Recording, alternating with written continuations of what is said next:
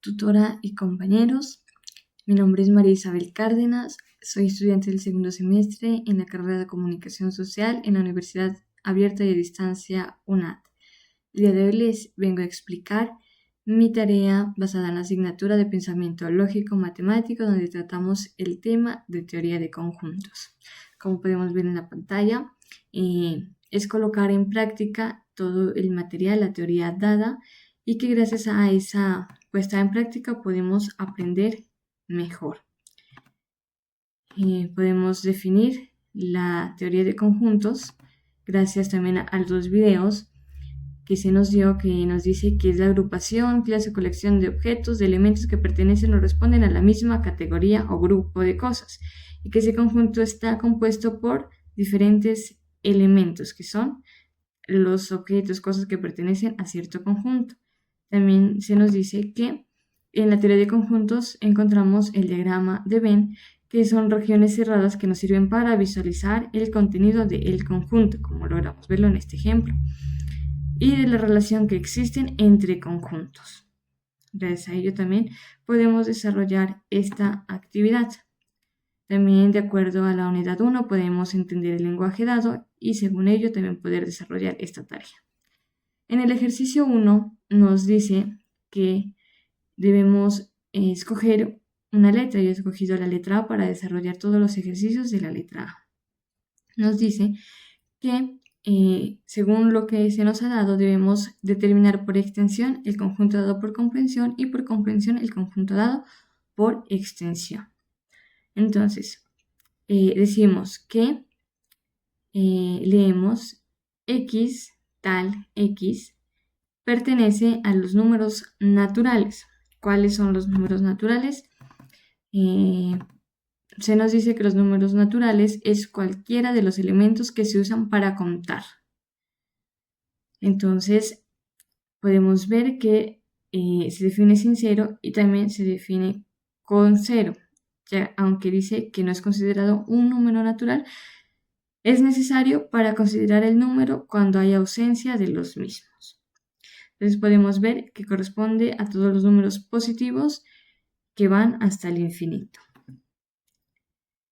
Y que son números primos entre 1 y 15. ¿Cómo podemos encontrar los números primos? También los podemos buscar.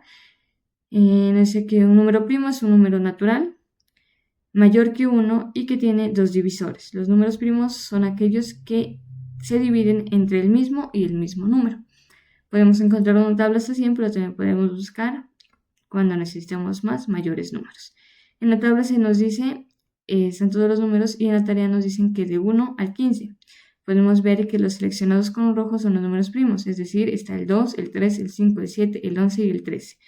Por tanto, colocamos en nuestra tarea por extensión que los números primos que pertenecen a los números naturales entre 1 y 15 son el 2, el 3, el 5, el 7, el 11 y el 13. Contando cuántos números hay, nos dice que debemos hallar el cardinal. El cardinal quiere decir el número de elementos que se encuentran en nuestro conjunto. Contándolo es el número 6. Tenemos 6 elementos.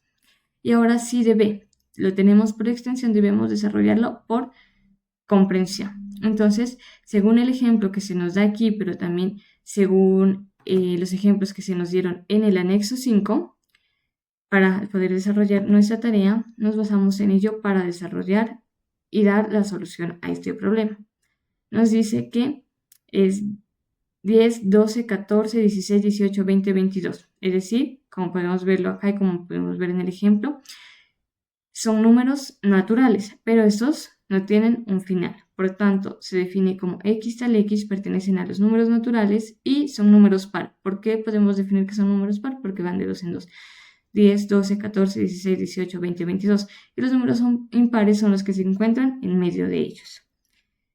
Entonces, colocamos que son números pares y esos números deben ser mayores que 8. Pues si nos dicen que tienen un inicio, miramos que empiezan desde el 10, es decir, que puede ser mayor que 8 o mayor que 9, pero no tienen una definición igual que un final. Es decir, que le colocamos el inicio, que implican que son mayores que 8, pero no le colocamos un final como este, que nos dice entre 1 y 15. A este no le colocamos. Es decir, que puede ser los números naturales, pueden ser esos números que empiezan y que son mayores que 8. Pueden ser del 8, del 10 al infinito, que son los que se nos dan aquí. Sabiendo eso, colocamos que el cardinal, es decir, el número de elementos, es infinito. Los elementos no se pueden contar. Y ahora identificamos qué clase de conjuntos son, si son finitos, infinitos, unitarios o vacíos. El conjunto A es finito, ya que se puede contar. El conjunto B es infinito, ya que sus elementos no se pueden contar.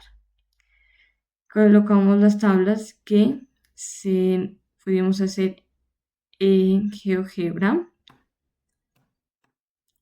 donde se nos muestra en el plano cartesiano, en esta recta numérica, que cada punto, los números que encontramos, que son los números primos entre 1 y 15, que son el 2, el 3, el 5, el 7, el 11 y el 13.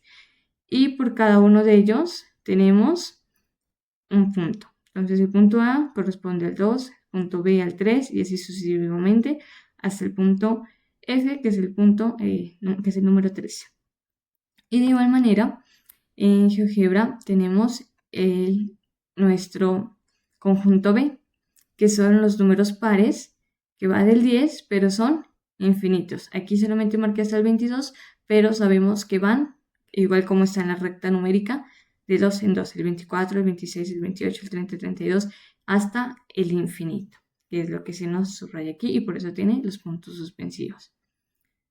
Ese sería el desarrollo de mi tarea. Muchas gracias, espero se haya comprendido y sobre todo que a través de estos ejercicios podemos colocar en práctica todo lo que hemos aprendido. Muchas gracias.